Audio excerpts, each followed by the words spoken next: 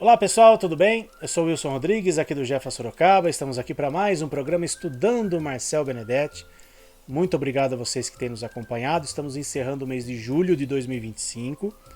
Depois deste programa, restarão mais 3 para encerrarmos a leitura, o estudo do livro Animais, tudo o que você precisa saber, da Mundo Maior Editora.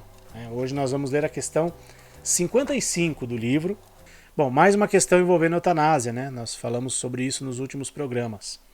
Como avaliar quando há necessidade de se fazer eutanásia? E só mais um adendo aqui, que eu até já falei em programas anteriores. O Marcel Benedetti, nos livros dele, para quem já leu os livros dele, para quem tem acompanhado aqui as nossas leituras, o Marcel ele tem uma postura, né, que dá a entender que ele é favorável à eutanásia, ou que não é contra a eutanásia em hipótese alguma.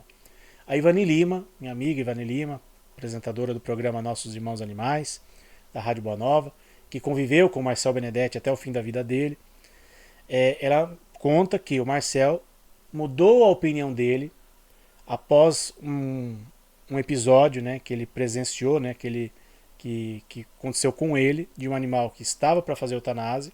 Ele já tinha aplicado a anestesia no animalzinho, e o animalzinho levantou-se, né, da maca onde ele estava, e ele intuitivamente recebeu a informação que aquele animal precisava viver um pouco mais. O Marcel não teve tempo de deixar isso registrado em livros, né, que ele era contra a eutanásia depois desse episódio, e por isso, né, em alguns trechos, né, em alguns livros dele, passa-se a impressão que ele era favorável à eutanásia. Independente disso, né, independente de ter conseguido deixar registrado ou não, o Marcel é muito enfático no sentido de não se banalizar a eutanásia. Já falou isso em outras questões aqui que a gente já leu aqui no nosso programa de terça-feira.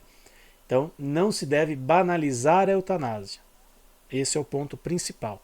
E a resposta dele sobre essa pergunta também, até já comentamos sobre isso em programas anteriores. Que segundo Emmanuel, mentor espiritual do Chico Xavier, o médico veterinário é o único profissional responsável que poderá avaliar a necessidade de se proceder à eutanásia.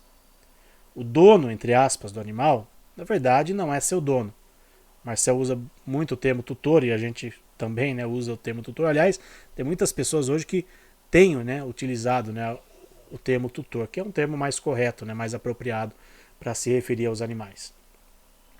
Cada animal existente no Brasil é protegido pelo Estado, isto é, todos os animais são tutelados do governo. Olha, eu não sabia dessa informação.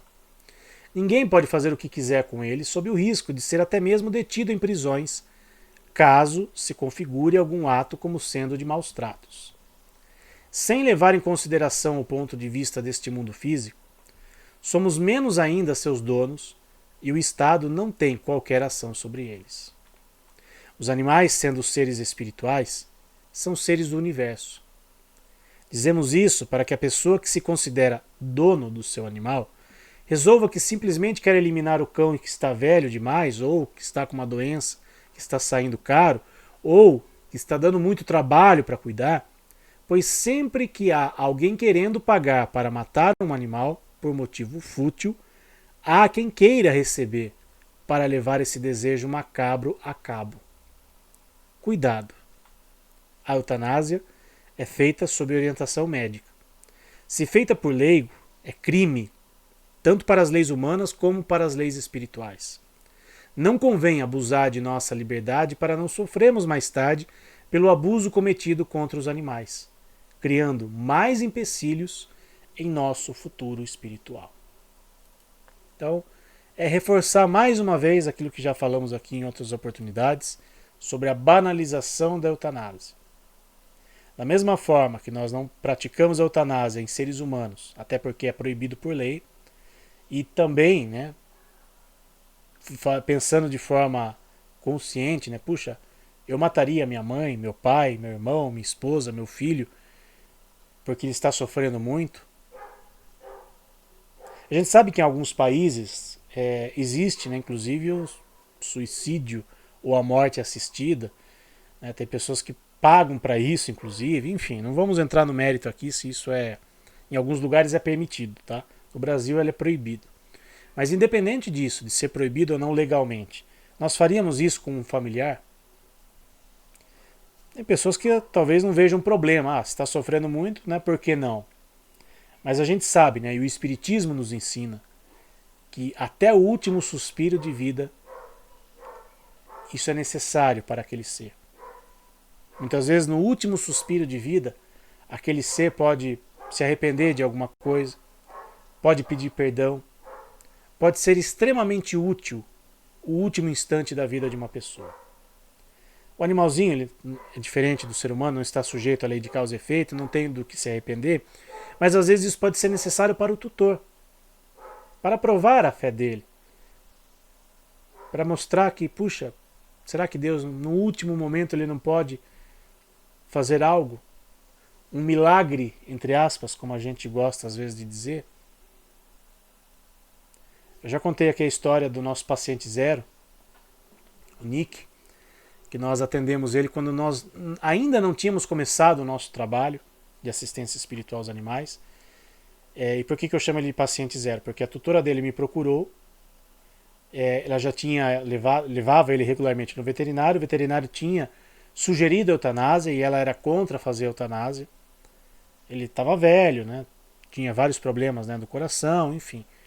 E o veterinário, né, deu esse diagnóstico, né, ou deu essa possibilidade para a tutora, que recusou. Ela procurou ajuda em 3 centros espíritas de Sorocaba para pelo menos tomar um passe ou para receber alguma ajuda, né, de alguma forma. Esses centros se recusaram a recebê-la e até que ela nos encontrou nesses acasos da vida, ela nos encontrou e nessa oportunidade então a gente conseguiu conviver com ela durante pelo menos 2, 3 anos, porque o animalzinho viveu por mais 2, não lembro se 2 ou 3 anos. E nesse período ela perdeu a mãe, ela perdeu a irmã e ela ficou sozinha com o animalzinho. Ou seja, o animalzinho foi um ponto de apoio para ela. E ele desencarnou, né, já extremamente debilitado, já idoso. E ele era cego, inclusive.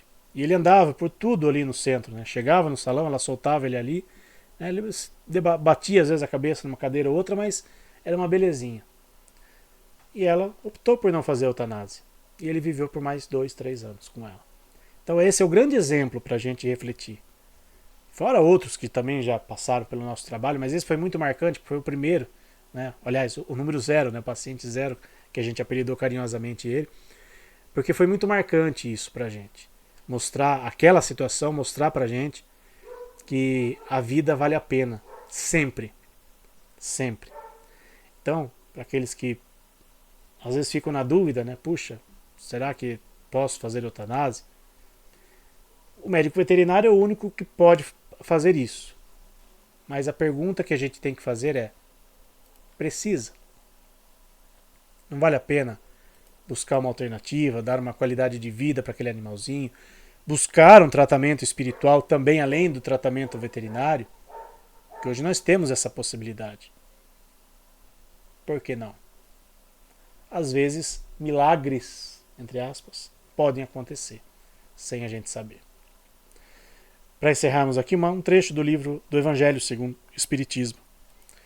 Ajudai, pois, sempre, mutuamente, nas vossas respectivas provações, e nunca vos considereis como instrumentos de tortura.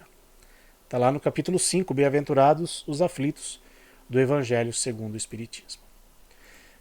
Muito obrigado a vocês mais uma vez que nos acompanharam e mais este programa Estudando Marcel Benedetti. Semana que vem estaremos em agosto, mês mais lindo do ano, inclusive.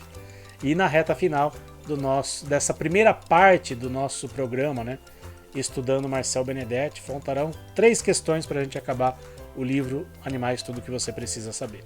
Grande abraço, pessoal, fiquem com Deus e até semana que vem. Tchau!